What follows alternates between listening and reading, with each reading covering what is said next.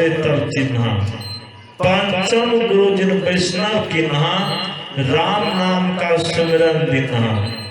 छठे गुरु जिन भरम कर तोरा, दुविधा मिटे एक से जोरा।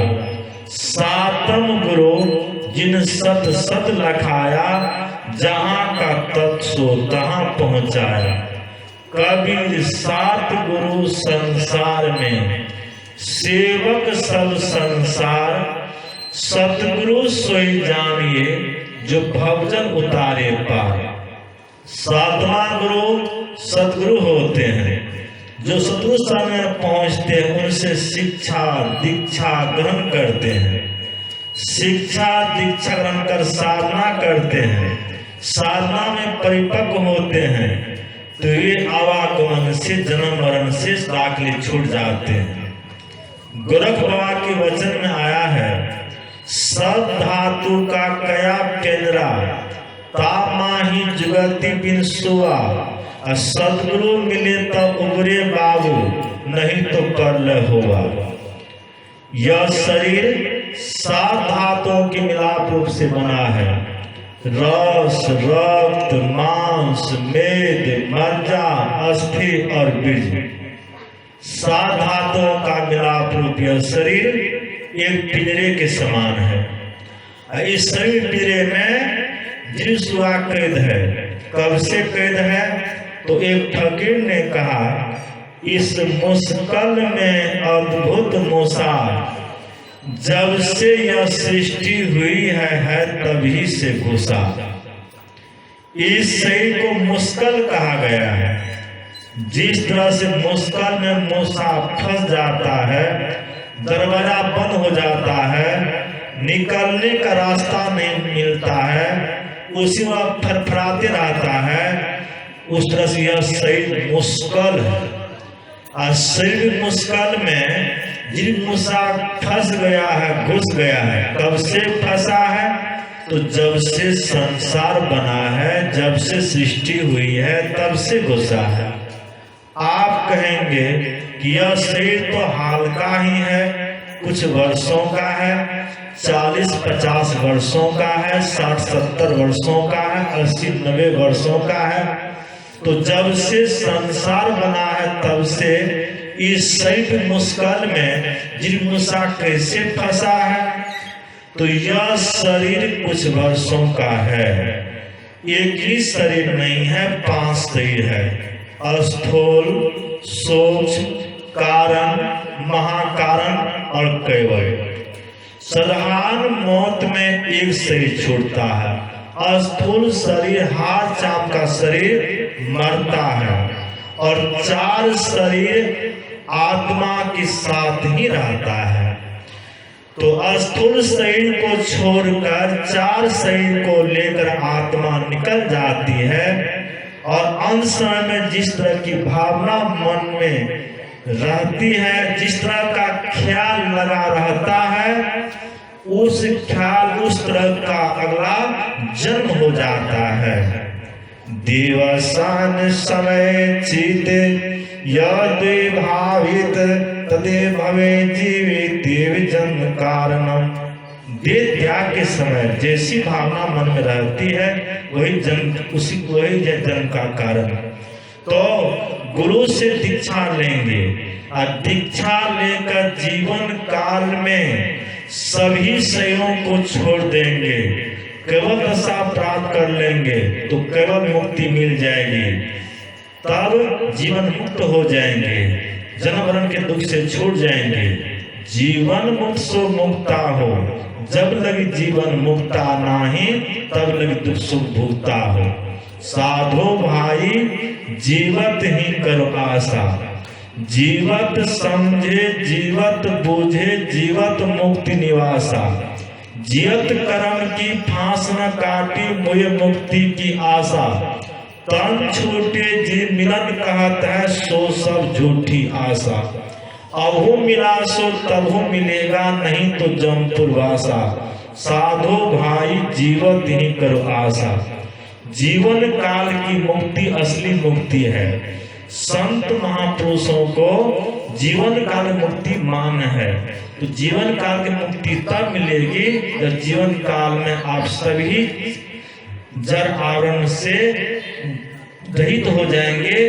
चेतन मंडल में जो केवल मंडल है उसमें आप चले जाएंगे, तो आपकी अपनी इच्छा हो जाएगी कि हम संसार में आवे और परमात्मा मिल जाए। निज इच्छा निर्मित तनु माया गुण गोपाल, आप माया से त्रिगुण से परे चले जाएंगे। एक साधु बाबा थे, वे भिक्षाटन करते थे। जिसके द्वार पर जाते थे तो कहा करते थे कि राम राम कहिए भवसागर तरी। एक धनवान व्यक्ति के द्वार पर एक पिंजरा में एक पालतू सुगा कैद था, तो साधु बाबा ने कहा राम राम कहिए भवसागर तरी। अब पिंजरा में जो सुगा था उसने कहा राम राम कहिए लोहे के प्रेम परिये। तो साधु बाबा ने सुगा से कहा रे सुगा, मैं कहता हूँ राम राम कहिए भवसागर तरिए, तुम कहते हो राम राम कहिए लोहे के प्रेम परिये। इस तरह से क्यों कहते हो बतलाओ। तो सुगा ने कहा साधु बाबा, आप किसी के मुंह से सुने होंगे कि राम राम कहने से भवसागर से पार हो जाते हैं। आप किसी किताब में पढ़े होंगे कि राम राम कहने से भवसागर से पार हो जाते हैं। आप तो सुनी सुनाई बात कहते हैं, पढ़ी हुई बात कहते हैं, और मैं अनुभव की बात कहता हूँ। देखिए हमारे सगे संबंधी हैं, चाचा भतीजा हैं, जो राम राम नहीं कहते हैं और स्वच्छ काशी में विचरण करते हैं। जहां जाने का मन होता जाते हैं, जो खाने का मन होता खाते हैं। मैं ही दवागा सुगा हूँ जो फिरा बैठकर राम राम जपता हूँ और लोग के प्रेम बंद हूँ। इसलिए आज से आप यह कहना भूल जाइए कि राम राम कहिए भवसागर तरिए। आज से कहिए कि राम राम कहिए लोग प्रेम परिये। तो साधु बाबा ने सुगा से कहा रे सुगा, तुम मुझे ज्ञान देते हो, उपदेश देते हो, अरे युक्ति जाने तो सहजे तरिए। तुम राम का नाम लेते हो, युक्ति जानकर नहीं लेते हो, इसलिए पिंजरे में बंद हो। युक्ति जानकर नाम लोगे तो पिंजरे से निकल जाओगे। सुगा ने साधु बाबा से कहा साधु बाबा आप ही युक्ति बतला दीजिए, आप ही गुरु दीक्षा दे दीजिए। तो साधु बाबा सुगा को भयभीत बतला दिया। सुगा पिंजरा में आसन लगाकर बैठ गया, आंख बंद कर वह नियमित रूप से जप ध्यान करने लग गया। इतना मन से जप ध्यान किया कि सुगा को समाधि लग गई। जिस समय सुगा समाधि में लीन था उस समय मालिक कटोरा में दूध भात लेकर पहुंच गए सुगा खिलाने के लिए। पहले मालिक पहुंचते थे सुगा के पास तो सुगा एकटक से मालिक की ओर देखने लगता था। उस समय नहीं दिख रहा था तो मालिक के मन में हो गया कि सुगा आज क्यों नहीं दिख रहा है। तो मालिक सुगा पास पहुंचकर उसके नाक के पास उंगली दिया, देखा सांस बंद है। नारी छुआ, देखा नारी बंद है। सुगा को पिंजरा में ऐसे धकल दिया, सुगा पिंजरा में लुढ़क गया। मालिक ने सोचा सुगा मर गया, पिंजरा का फाटक खोल दिया और सुगा को पिंजरा से बाहर निकालकर फेंक दिया। सुगा फिर से आकाश में उड़ गया। तो युक्ति जाने तो सहजे तरे।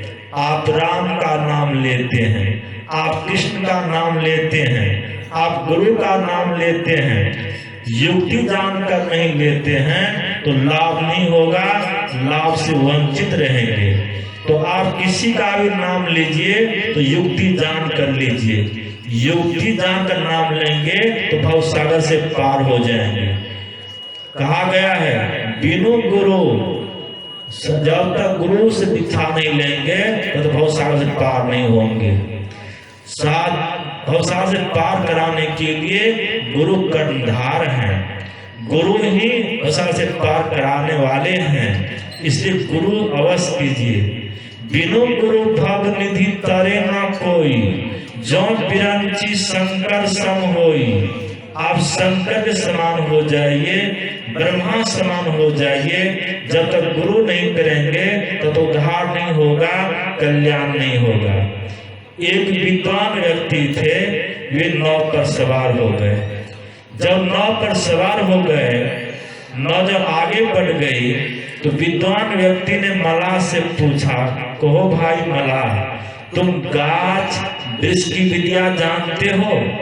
मलाह ने कहा, मैं तो गाछ वृक्ष विद्या नहीं जानता हूँ। मेरे पूर्वज भी नाव चलाते थे, मैं भी नाव चलाता हूँ। इसी से हमारी जीविका चलती है और परिवार का भरण पोषण होता है। विद्वान ने कहा, तुम्हारा 4 माह जीवन बेकार चला गया। फिर विद्वान ने मलाह से पूछा, कहो भाई मलाह, तुम नक्षत्र विद्या जानते हो? मलाह ने कहा, मैं तो इतना ही जानता हूँ कि नाव को इस पार से उस पार ले जाना, उस पार से इस पार ले आना, इसके अलावा कुछ नहीं जानता हूँ। विद्वान ने कहा, तुम्हारा 8 माह जीवन बेकार चला गया। फिर विद्वान ने मलाह से कहा, कहो भाई मलाह, तुम पढ़ना लिखना जानते हो? मलाह ने विद्वान से कहा, बाबूजी आप मेरा माथा क्यों खराब करते हैं? मैं तो केवल नाव चलाना जानता हूँ, इसके अलावा कुछ नहीं जानता हूँ। विद्वान ने कहा, तुम्हारा 12 माह जीवन बेकार चला गया।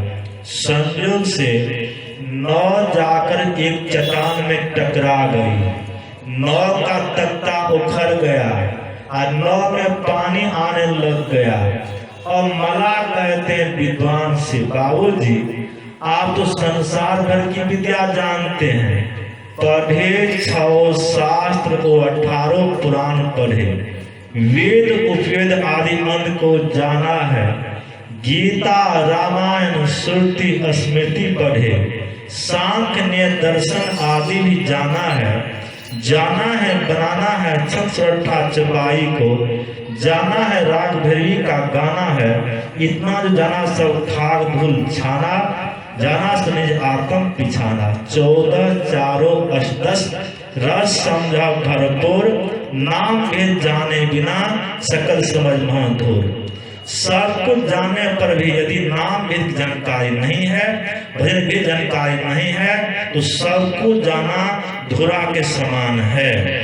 तो मलाह ने विद्वान से कहा, बाबूजी कुछ ही देर में नाव डूब जाएगी, नाव का तख्ता उखड़ गया है, नाव में पानी आने लग गया है, तो आप तैरने की विद्या जानते हैं? विद्वान ने कहा, मैं तो तैरने की विद्या नहीं जानता। मलाह ने कहा, आप दुनिया भर की विद्या जानते हैं, तैरने की विद्या नहीं जानते हैं। तैरने की विद्या नहीं जानते तो मेरा तो 12 माह जीवन बेकार गया है, बाकी 4 माह जीवन से मैं तैर कर निकल जाऊंगा। आप तैरने की विद्या नहीं जानते हैं तो आपका 16 माह जीवन बेकार चला जाएगा। वही हुआ, मलाह तैर कर निकल गए और पिता उसी नदी में डूब कर मर गए। तो यह कहानी कहने का तात्पर्य है कि आप भौतिक विद्या में निपुण हैं, प्रकांड से प्रकांड विद्वान हैं। यदि आप आध्यात्मिक विद्या में निपुण नहीं हैं तो इसी भवसागर में पड़े रहना पड़ेगा। कहीं उद्धार नहीं होगा, कल्याण नहीं होगा, आवागमन के दुख में पड़े रहेंगे, कहीं आवागमन के दुख से छूटेंगे नहीं। आवागमन दुख से छूटना चाहते हैं, जन्म मरण के दुख से छूटना चाहते हैं,